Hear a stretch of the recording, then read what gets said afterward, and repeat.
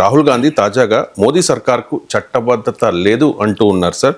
ఎక్కడ చూసినా ఓట్ చోర్ గద్దీ చోర్, ఓట్ చోరీతో గెలిచిన ఈ ప్రభుత్వానికి నైతికంగా రాజకీయంగా ఎటువంటి విలువ లేదు అంటూ ఉన్నారు సార్ రాహుల్ గాంధీ ఆరోపణలు. రాహుల్ గాంధీ దృష్టిలో విలువ లేదు, కానీ భారత రాజ్యాంగ రీత్యా విలువ ఉంటుంది కదా. సో ఈ నైతిక అనే పదం పొలిటికల్ డిస్కోర్స్ పనికి వస్తుంది, కానీ గ్రౌండ్ మీద ఉండదు. ఓట్ చోరీ జరిగింది అనేది రాహుల్ గాంధీ బలంగా జనంలోకి అయితే తీసుకెళ్ళగలిగాడు. మీకు వివిధ సర్వేలు కూడా మూడో నేషన్ ఇండియా టుడే సర్వే చూసినా లేదు, రాహుల్ గాంధీ బీహార్లో జరిపిన ఓట్ అధికార యాత్ర పైన మీడియా కవరేజ్ చూసినా క్లియర్గా తెలుస్తుంది ఏంటంటే, నేను అక్కడ ఆ ఓట్ అధికార యాత్రను కవర్ చేసిన జాతీయ మీడియా ప్రతినిధులతో కూడా మాట్లాడాను. సో యునానిమస్గా అంటే ప్రో కాంగ్రెస్ వాళ్ళే కాదు, ప్రో బీజేపీ మీడియా ప్రతినిధులు కూడా చెప్పేది, listen you are right, there is lot of buzz around Rahul Gandhi's vote Adhikar యాత్ర.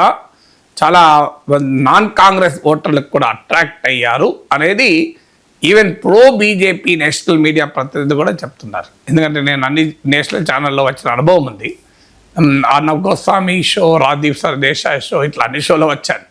సో అందువల్ల నేను నేషనల్ మీడియాకి రాస్తుంటాను కూడా, ప్రింట్కి రాస్తాను, ఢిల్లీ ఎడిషన్ ఆఫ్ ఇండియన్ ఎక్స్ప్రెస్కి రాస్తాను, గతంలో ఫస్ట్ పోస్ట్కు చాలా వాటికి రాశాను. సో ఈ ఎక్స్పీరియన్స్తో జాతీయ మీడియా ప్రతినిధులతో మాట్లాడితే కూడా there is a clear visible buzz around Rahul Gandhi యాత్ర, అందులో అనుమానం లేదు. సో ఇది రాహుల్ గాంధీని, కాంగ్రెస్ పార్టీని, ఇండియా కూటమిని ఓట్ చోరీ క్యాంపెయిన్ చాలా కంబాటివ్గా మార్చింది, అందులో అనుమానం లేదు. భారత్ జోడోతో మొదలై ఓట్ చోరీతో అదొక ఉధృత రూపాన్ని సంతరించుకొని బీజేపీకి ఒక ఛాలెంజ్గా, మోడీకి ఒక సవాల్గా మారిన మాట నిజం. కానీ అదే మొత్తం మోడీ ఎన్నికనే, బీజేపీ ఎన్నికనే చట్టబద్ధతనే లేకుండా చేసిందని నేను అనుకోను. ఎందుకంటే ఎన్నికల్లో ఫలితాలను మనం డెమోక్రసీలో గౌరవించాలి. డొనాల్డ్ ట్రంప్ లాస్ట్ టైం ఓడిపోయినప్పుడు ఇలాగే 2020లో ఆ ఎన్నికల్ని నేను గుర్తించను, స్టోలెన్ ఎలక్షన్స్ అని చెప్పాడు. ఒక రకంగా తన అభిమానులను, శ్రేణులను నమ్మించాడు కూడా స్టోలెన్ ఎలక్షన్స్ అని. ఇప్పుడు రాహుల్ గాంధీ కూడా బహుశా ట్రంప్ బుక్ నుంచి నేర్చుకుంటున్నట్టున్నాడు. ఇది ఒక స్టోలెన్ ఎలక్షన్స్ అనే నరేటివ్. ఎందుకంటే ఎన్నికల్లో లాస్ట్ టైం 2019లో చౌకీదార్ చోర్ హై అనే రాఫెల్ కుంభకోణాన్ని ముందు పెట్టాడు. రాఫెల్ కుంభకోణం నిజంగా కుంభకోణం అని నేను నమ్ముతాను, కానీ అది ప్రజలను నమ్మించలేకపోయింది. సో ఆ క్యాంపెయిన్ పెద్ద విజయం సాధించలేకపోయింది. అన్నిటికీ ముఖ్యంగా పుల్వామా అటాక్, బాలాకోట్ స్ట్రైక్స్, అది సృష్టించిన జాతీయవాద భావోద్వేగాల ముందు మిగతా ఏవి నిలబడలేకపోయాయి. కానీ ఓట్ చోరీ క్యాంపెయిన్ కాంటెక్స్ట్ వేరు. ఆపరేషన్ సింధూర్ పైన ఆ రకమైన భావోద్వేగం లేదు. ఒక రకంగా మోడీ ప్రశ్నలు ఎదుర్కొంటున్నాడు, ఎందుకు ఆపాడు అని, ట్రంప్ ఆపించాడా అనే అనుమానం.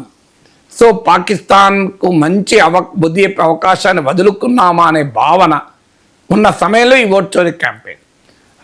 నరేంద్ర మోడీ బలము, బీజేపీ బలం 303 నుంచి 240కి పడిపోయిన నేపథ్యంలో ఇది ఓట్ చోరీ క్యాంపెయిన్. ఇండియా కూటమి బలం 235కు వచ్చిన నేపథ్యంలో జరుగుతున్న ఓట్ చోరీ క్యాంపెయిన్. అందువల్ల మీకు బీహార్ ఎన్నికల్లో ఇప్పుడు తాజా సర్వేలు, పీపుల్స్ సర్వే వచ్చింది, నువ్వా నేనా అనే పరిస్థితి ఉంది. ఎటువైపు అయినా రిజల్ట్ ఉండొచ్చు అని. ఇండియా కూటమి కనుక గెలవగలిగితే single most factor that contributed will be vote చోరీ క్యాంపెయిన్. తేజస్వి యాదవ్ ప్రచారము, ఇమేజ్ ఇవన్నీ ఉన్నా కూడా. అందువల్ల రాబోయే కాలంలో బీహార్ ఎన్నికల్లో ఇండియా కూటమి గెలిస్తే దేశవ్యాప్తంగానే మోడీ వ్యతిరేక పోరాటానికి ఎక్కడ లేని బలం వస్తుంది. అందువల్ల ఈ ఫ్యాక్టర్స్ వరకు నిజం. కానీ ఓట్ చోరీ వల్ల ప్రజలు అసలు మోడీ ప్రైమ్ మినిస్టర్ కావడమే బోగస్ అని అనుకుంటున్నారని నేను అనుకోను. I don't think that assessment is correct. కానీ ప్రతిపక్షాలలో ఇప్పటికే ఉన్న అనుమానాలు మాత్రం బలపరిచాయి. అంటే బీజేపీ గెలుపులో కుచ్ మతలబ్ హై అంటే ఈవీఎంలా ఇంకోట అనేటువంటి ఒక అనుమానాలు బీజేపీ ప్రత్యర్థుల్లో బలంగా ఉన్నాయి.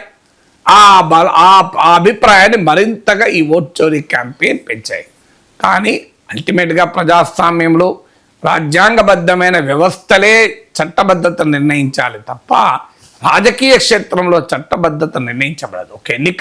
ఒక ఎన్నిక చట్టబద్ధతను నిర్ణయించేది మన ప్రజాస్వామిక దేశంలో, రూల్ ఆఫ్ లా ఉన్న దేశంలో ఒక ఎన్నిక చట్టబద్ధత నిర్ణయించేది కోర్టులే.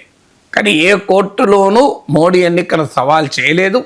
ఏ కోర్టు కూడా మోడీ ఎన్నిక చట్టబద్ధత లేదని తీర్పు చెప్పలేదు. మనది మాల్దోవానో, నేపాలో, ఇంకో దేశమో కాదు.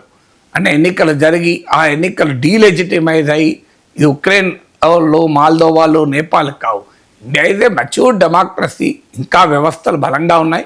సో అందువల్ల చట్టబద్ధత లేదు అనేది మోర్ ఏ పొలిటికల్ స్టేట్మెంట్గానే తీసుకోవాలి.